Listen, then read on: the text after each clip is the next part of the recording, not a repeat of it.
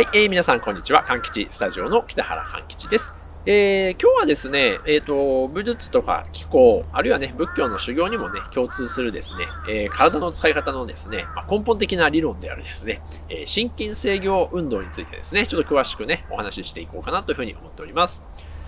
ですね、心筋制御運動というのはね、言葉はちょっとですね、非常になんか、論理的といいますかね、硬い、話になりますけども、大統領焼き呪術のですね、吉丸慶説がですね、晩年のね、研究をまとめて、一応名付けた言葉なんですけども、一言で言うと、こう武術とか気功、あるいは伝統的なね、動きである。例えば、その茶道とかね、あとは書道とか、あるいは華道みたいですね、ああいう伝統的な体の使い方というのは、実はですね、一般的なこう普通のね、筋肉で何かを持ったりとかね、普通に歩いたりっていう、こういう動きではなくて、ある特殊な体の使い方をしているっていうふうにですね、吉丸慶説は考えました。で、そのですね、動きのを、ある種体現してね、することによって、昔の、言い方である、例えばね、気を流すとか、気を出すとかね、そういった、普通の筋肉のね、体の使い方とは違う、動きができるよっていうふうにですね、そんなふうにね、説明したんですね。なので、実はその気功とかですね、あるいは武術をやる上ではですね、この心筋制御運動を、得得することが実は一番大切なことであり、同時にですね、この、体の使い方がわからないと、どこまでやっても結局は、その、いわゆる普通の体の使い方、一般的なこの筋肉のね、使い方っていう風にね、なってしまうんですね。なので、この心筋制御運動というのはね、武術とか気功に特化されず、あらゆるね、そういう昔から伝わるですね、伝統的な動きはですね、共通してあるということで、一つのね、理論として体系づけました。じゃあどういう風に違うのかっていうちょっとお話なんですけども、筋肉はね、皆さん、普通に理解できるかもしれませんけども、何か重いものをね、よいしょって持つときに筋肉がね、ギュッとこう収縮してね、よいしょって持つって、こういうことになるんですけども、この心筋制御運動の特徴はですね、力がですね、こう直接この出したい部位でこうよいしょっていう風に出すんではなくて、全身がね、こうね、外から伝わってくるっていうね、イメージのものなんですね。物質というのは当然、硬いものだったり棒だったりすると、反対側をポンって叩くとね、そのエネルギーが響いてね、反対側にポンってね、エネルギーが出る。あるいは太鼓みたいなね、ああいう楽器もそうですけど、バーンってね、太鼓を叩くと、そのエネルギーが、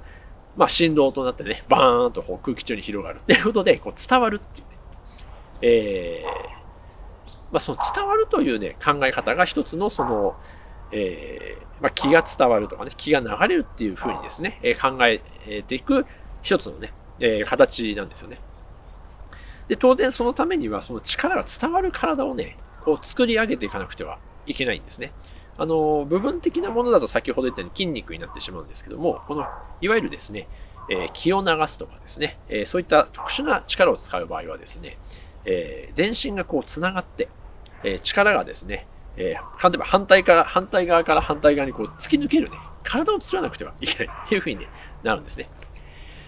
よく中国武術ではね、この力のことをね、軽力っていう言葉をね、使って表現しますね。軽力っていうのは、ちょっと日本の漢字ではあまり馴染みがない漢字でもあるんですけども、この軽っていう漢字も、実は元々のね、意味はですね、こう響くとかね、伝わるっていうね、そういう、実は意味になってます。よくね、中国武術の、その、なんか特徴の一つとしてね、相手の体がこう、エネルギーがね、突き抜けていくみたいなね、イメージが多分あると思うんですけど、まさにね、そういうイメージを軽力って言うんですね。ただ、それを使うためには、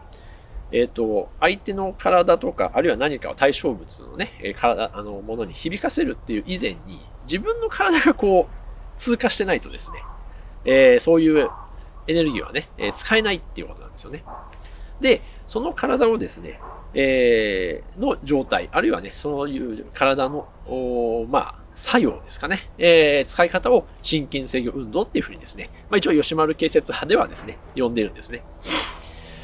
はい。ではですね、そういう、ことで、まずはですね、そういう気の力、あるいは軽力、ね、伝統的な動きをですね、体現するためには神経制御運動が必要なんですが、じゃあどうやったらね、それを、得得できるかっていうかですね、そのコツやね、開発法のことをね、ちょっとお話ししたいと思います。まずですね、一つはこの、当然響いていくわけなので、伝わっていくわけなので、全身がバラバラだと困るわけなんですよね。でも人間というのはこう関節がいっぱいあってで、力んでるところと緩んでるところとね、いろいろあってですね、そういういろんなパーツがこうジョイントされているので、当然力っていうのはなかなか伝わらないわけなんですよね。力を伝えるためには全部がですね、こう繋がっていく必要がある。そこでですね、この繋げるという考え方が実は非常に難しくて、これまでもね、いろんな言い方をされてきましたけども、例えばですね、脱力って言ったりとかね、あるいはこうリラックスなんていうふうにね、いろいろ言ったりするんですけども、もちろんこのね、力をね、抜くってことはとても大切なことなんです。力をね、どっかがグッて、例えば足がグッて力が力んじゃってると、ここでね、力がこうぶつかっちゃう。肩がグッて力んでるとですね、ここでね、なんか出そうとしても肩が力んでしまうってことで、力が伝わらない。こういう感覚はですね、多分そのいろんなスポーツとかでもね、例えばボールを投げるとかね、なんかラケットをこう振るとかね、こういう動きでもね、なんとなくイメージできると思うんですけども、当然固まってしまうと、そこは力が流れない。軽力、気の力は流れないってことになるんですね。でよくそこで言われるのはこの脱力ってやつでね、力を抜くっていう話になるんで、そういう筋肉をリラックスさせてね、力を抜くっていう話になるんですけども、もちろんこれはとても大事なことで、気候においてもね、あるいは中国武術の代表的な太極拳においてもね、非常に重視される、お話なんですけども、ただ多分、初心者の方で分からなくなっちゃうのは、今度脱力するとね、力がこう、ふにゃふにゃになって、今度逆に動かせないんじゃないか。もうそれこそ、脱力しちゃったら立つこともできないんじゃないかってね、こうまっすぐね、自分が姿勢をね、っていうふうにね、思われてしまうかな、というふうに思うんですね。で、そういうですね、ちょっと摩訶不思議な矛盾が起きてしまうんですけども、実はそれをですね、統合しているのがですね、心筋制御運動っていう動きの使い方、体の使い方になります。一言で言うと、脱力してるんだけれども体は張ってるっていう不思議な状態になるんですね。脱力と、要するに無駄な力は一切抜いてるんですけども、でも体はブワッとこうですね、張ってる。張ってるというのは、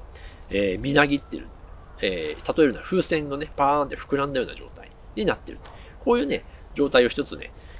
心筋制御運動のですね、状態になるんですね。で、それをですね、どうやって作るのかっていう話なんですけど、まずですね、その心筋制御運動の心筋っていう言葉があるようにですね、実は筋肉をですね、まず伸ばしてあげる。心筋っていうのはですね、筋肉をですね、こう、筋肉というのは、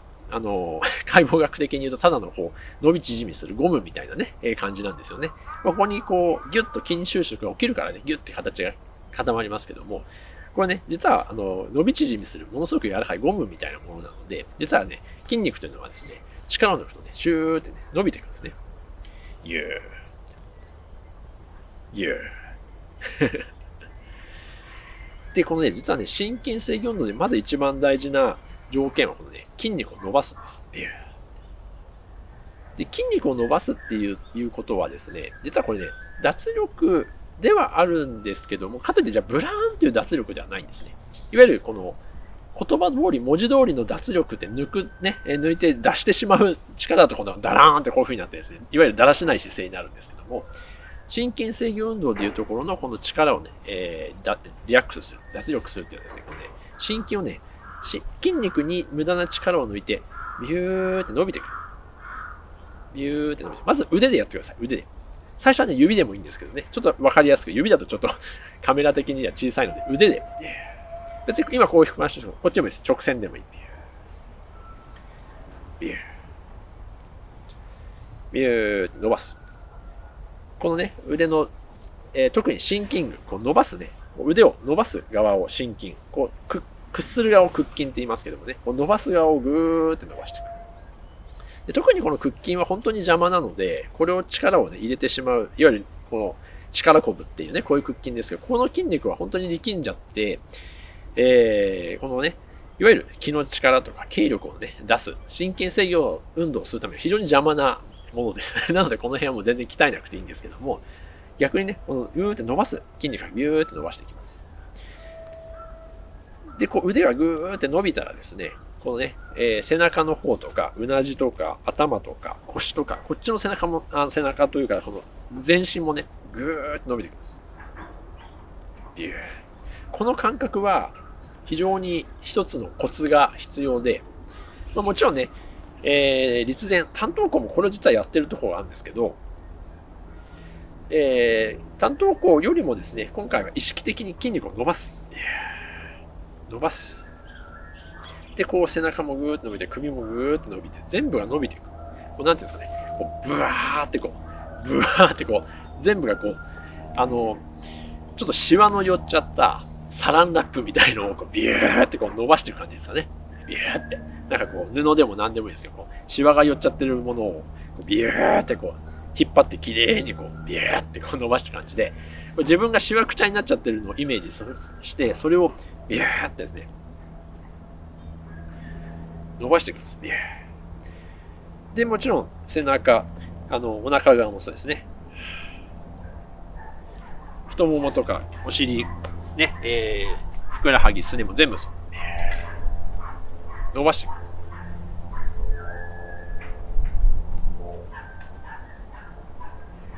まあ、何回でもやってくださいね。こうやってシワをね、伸ばしてくる。こうやってうちにですね、筋肉がこう、ビューン、ビューン、ビューン、ビューンってなるんですね。筋肉が、全身がね。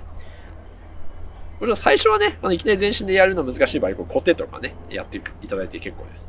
ちなみに大東流合気柔術はこのコテを使ったね、技がね、初心者の、まあ、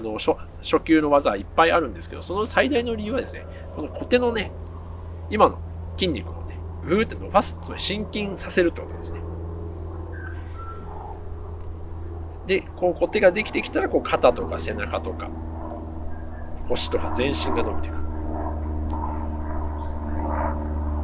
で、こうギューって伸びて、どこまでもこう伸びきらないところまで伸ばすんですね。伸びたよ終わりじゃなくて、伸び続ける。どこまでも。ビューって。で、伸び続けたら、この伸び続けたまま、これをこう戻しちゃうと、また縮みますけど、伸びたのをスッてこう、円運動でね、ヒューってこう、つまり伸びたまま、伸びたのをそのまま、伸びたままこうヒューって持ってくる。こういうのをね、吉丸慶説は晩年円滑運動ってね、言い方しましたけどもね。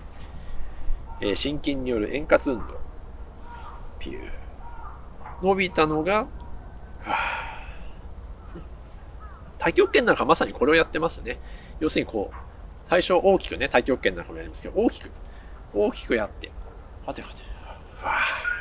ギューって伸ばすんです。ギューって伸ばす。伸ばして、伸びきりゃ、伸び、これ限界まで来たらこれを戻さずに、またこれを戻して。で、これでまた、ギューって伸ばすと。こういう風にね、動きをやってますけどね。まあ、太極拳なんかもまさにもう心筋制御運動そのものっていう言い方もありますけども、これをぐーって伸ばす。そうするとですね、全部がですね、やってるうちに、だんだん全部繋がっていくんです。全部がね、手足、体、頭、もっと細かいところよりもね、こういうね、それぞれの部位が全部繋がってくる。足なんかもね、意識しないとなかなかぐーって伸びませんけども、この足首とかつま先までビューってこう、足の指までビューって伸ばす。手もそうです。手ももちろん手の指までビューって伸ばす。全身の筋肉を伸ばす。つまり心筋ですね。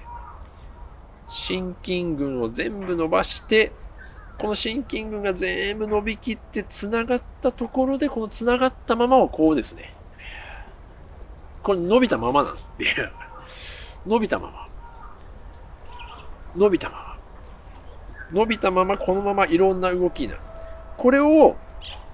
太極拳的に動けば太極拳になるし、これ書道みたいにね、筆でやれば、わーってこうなんか、ね、こう書家の人がわーって水墨画とかでもね、書いてますよね。ビュー、ビュー。ね、書いたり。これもちろん茶道でもそうですね。こう、お手前をね、こうやってね、こうゆっくりね、お茶をね、こうやって。結構なお茶でみたいなね、こういうのもありますよね。他にもあるいはですね、こう、音楽の世界でも例えばバイオリンなんかありますね。バイオリンっていうか全ての楽器そうですけども、これも、いやーってこう弾いたりしますよね。こうやって弾いてないですね。こういう動きも、ある種この心筋制御運動です。いやーなので心筋制御運動ってこう一回伸びたらそれをずーっとこう維持し続けて、切らない。こういう動きがですね、まず心筋制御運動です。こうなってくると、いろんな体の内部で動きが先端というか、響くんですね。さっきの例えばバイオリンだったらこう手を動かそうとしてるわけじゃなくて、お腹を、体を動かそうとで腕がはーって動くわけですよ。こうやって、こうやってね。ここでグーグー、こういういわゆる素人というか初心者は、こうやってギーコーってやりますけども、当然、ああいうプロの人たちはね、これは、体で弾くわけですよね、こうやって。ピアノもそうですよね。もう体で全部弾く。初夏の人たちもね、筆を手で、よいしょって書くんではなくて、ってこう書くわけですよね。っていうように、実はこの心筋制御運動っていうことを、状態を作ることで、全身のね、力をですね、伝達させることができる。ねそれによって、いわゆる先ほど言ったね、腕の小手先の力や動きではない、全身の伝達力をね、到達させることができる。これがね、心筋制御運動のですね、本質的な部分です。裏を返すと、この動きというのは非常に汎用的なもので、お伝えしたように、武術とか気功だけのものではなくて、いろんな場面でね、使われているものです。ただそれを、武術に特化して使うと、例えばそれがね、何らかのこういう攻撃だった際にですね、それ響く力として伝わるっていうふうにね、話になります。よく音楽でもドラマーの人いますよね。ものすごいはずでババババババってやる。あれ手の力だけでやってたらもうあっという間に疲れますよね。おそらくあれは同じように心筋制御運動で全身がね、響かせてる。全身のね、この体の使い方によって凄まじいドラムのね、超高速のね、音とかバーンってやっていますけどもね、ああいうのもできるようになる。っていうね、こういうことになっています。はい。というわけで、実は心筋制御理論、心筋制御運動というのは、もともとね、武術的な動きから研究が始まったものなんですけども、それがね、実はすごく汎用性のある、あらゆるね、芸事のプロの人たちが使ってるね、力だということになります。で、これをね、練ることによって、気候で言えばね、この気を伝達させる力、伝わる力、あるいは感じ取る力、外側から響いてきたものをちょうど受信機とかね、受け取るようにね、自分の体を響かせることもね、できるっていうふうにですね、そういう体になってきます。その体が完全に、日常化して常時になると、それは一応、このチャンネルでもね、お伝えしています、愛機の連帯っていうね、状態になってくるんですね。その愛機の連帯の状態になると、ある意味、常時、このエネルギーというか、この力の使い方もできますし、外側からのね、いろんな気としてのね、情報も入ってくる。もちろん、その何か、特化させるね、先ほどの音楽とか、あるいは書道みたいにね、そういうものに活用しようと思えば、それも自在にできるっていうことで、よく一芸は万芸に通ずなんていう言葉がありますけど、何かをね、極めた人というのは、意外と他の初めてやることも、ちょっと練習したらパッとできちゃうっていうのがありますけども、それはですね、こういう体の使い方をね、基本はできちゃっているので、例えばね、初めてでもそれがコツさえ覚えてしまえばもうすぐできてしまうみたいにね、なってきます。なのでね、非常にこの体をね、開発するにはとてもいいね、ものですし、またね、筋力とは違うエネルギーなので、年をとってもね、これはどこまでも開発することができます。なのでね、高齢になってもね、そういうことが活用できますので、ぜひね、ちょっと試していただきたいかなと思います。コツはね、先ほどお伝えしたようにですね、とにかく全身を伸ばし続ける。で、この腹筋は徹底的に力を抜いて、むしろこの腹筋の筋肉がどんどん削ぎ落とすぐらいで結構です。はーって伸ばして、全身伸ばして、伸ばしたらそれを伸びきったのを縮めないで、そのまま維持し続ける。究極的に言えば、この内臓の心筋、内臓、胃とか、ね、肝臓とかも、まあもちろん自律神経だし、こうね、付随筋って自分が動かせる筋肉じゃないかもしれませんけど、それでもできると思ってイメージするんですね。体の中の内部まで、って膨らむイメージ。いわゆる心筋を意識していただいて。はい、そうするとね、どんどんね、上手くなってね。あるいはもっとね、緊張も取れてね、表情とか体とか姿勢もどんどん良くなりますので、ぜひ活用していただければいいかなと思います。はい、というわけでね、今日はね、心筋制御運動のね、ちょっとお話でした。スポーツにも、武術にも、気候にも、あるいはね、こう健康とか美容にもね、全部役立つ、考え方であり、体の使い方だと思いますので、ぜひね、活用して、まあ、今後のね、練習参考にしていただけたらいいかなと思います。はい、ということでね、今日はね、心筋制御運動のお話でした。もしよければね、またチャンネル登録とかね、いいねも押していただけたら嬉しいです。それではまた次回の動画でお会いいたしましょう。ご視聴ありがとうございました。はい、さよなら。